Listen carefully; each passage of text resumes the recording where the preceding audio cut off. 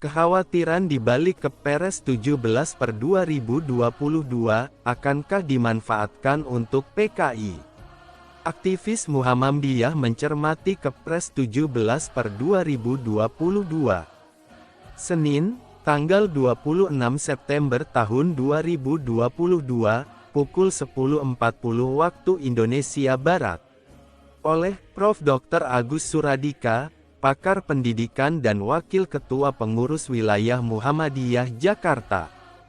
Beberapa teman aktivis Muhammadiyah mengirimkan salinan naskah keputusan Presiden nomor 17 tahun 2022 tentang pembentukan tim penyelesaian non-yudisial pelanggaran hak asasi manusia yang berat masa lalu. Salah satunya ditambah dengan kalimat yang penuh dengan kekhawatiran, pemerintah akan minta maaf kepada PKI dan PKI akan direhabilitasi hak-hak politiknya termasuk ikut pemilu dan dapat kompensasi pengganti sosial. Salinan naskah itu saat ini viral di media sosial dengan berbagai persepsi. Tugas dari tim yang dibentuk Presiden Joko Widodo ini tertuang dalam pasal 3, yaitu a. Melakukan pengungkapan dan upaya penyelesaian non-yudisial pelanggaran hak asasi manusia yang berat masa lalu berdasarkan data rekomendasi yang ditetapkan Komisi Nasional Hak Asasi Manusia sampai dengan tahun 2020, b. Merekomendasikan pemulihan bagi korban dan keluarganya, dan c. Merekomendasikan langkah untuk mencegah pelanggaran hak asasi manusia yang berat tidak terulang lagi di masa yang akan datang.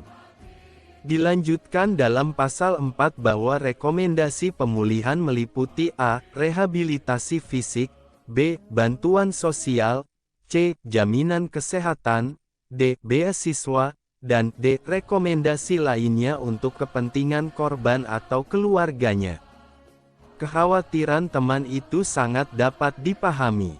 Setelah runtuhnya 32 tahun kepemimpinan Soeharto, upaya untuk merehabilitasi PKI sudah terendus aroma busuknya.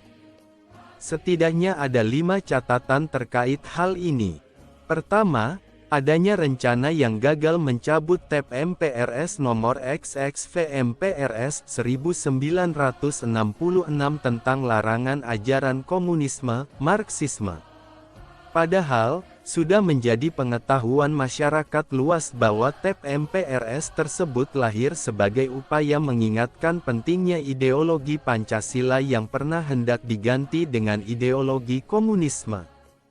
Kedua, adanya kecurigaan atau lebih tepatnya gagal paham pada pidato Menteri Dalam Negeri terkait paham ateisme, komunisme, Leninisme dan Marxisme, yang seolah-olah membuktikan bahwa komunisme sudah masuk ke dalam istana.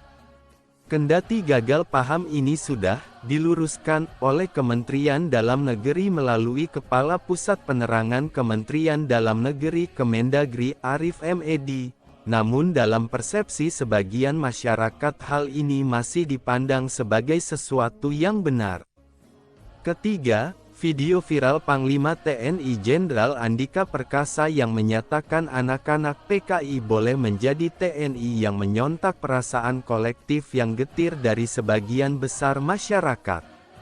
Beberapa pihak menyebut ini hanya sebagai pengalihan isu dari persoalan TNI yang dianggap tidak mampu menangani konflik Papua.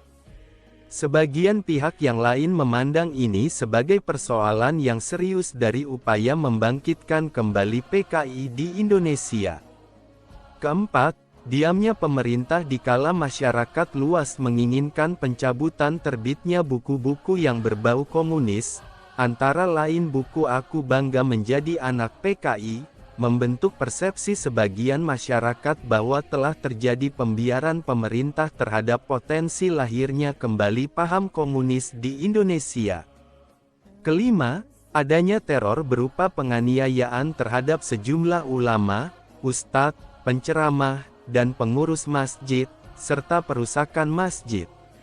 Berbagai teror tersebut setelah ditangani aparat hampir semua berakhir dengan modus kesimpulan yang sama, pelakukannya orang gila. Teror ini oleh sebagian pihak ditengarai sebagai sinyal bangkitnya kembali PKI di Indonesia. Keputusan Presiden ini tentu saja harus disambut dengan prasangka baik dan positif. Keputusan ini dapat dipandang sebagai upaya negara memberikan perlindungan kepada semua anak bangsa yang membutuhkan dan memperjuangkan rasa keadilan. Akan tetapi perlu diingatkan bahwa sejarah telah mencatat kebengisan dan kebiadaban PKI yang telah membunuh secara sadis para ulama, tentara, dan aktivis Islam di Madiun tahun 1948. PKI juga telah membunuh 7 jenderal di tahun 1965, yang sampai-sampai saat ini masih dikenang dan dipandang sebagai perbuatan yang kejam dan biadab.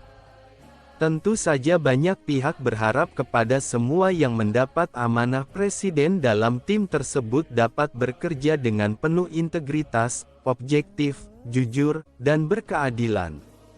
Jika kekhawatiran teman itu terbukti, pemerintah meminta maaf dan merehabilitasi PKI, bisa jadi Indonesia akan menghadapi krisis politik dan sosial parah yang berkepanjangan. Semoga ini tidak terjadi. Cirende, tanggal 26 September tahun 2022.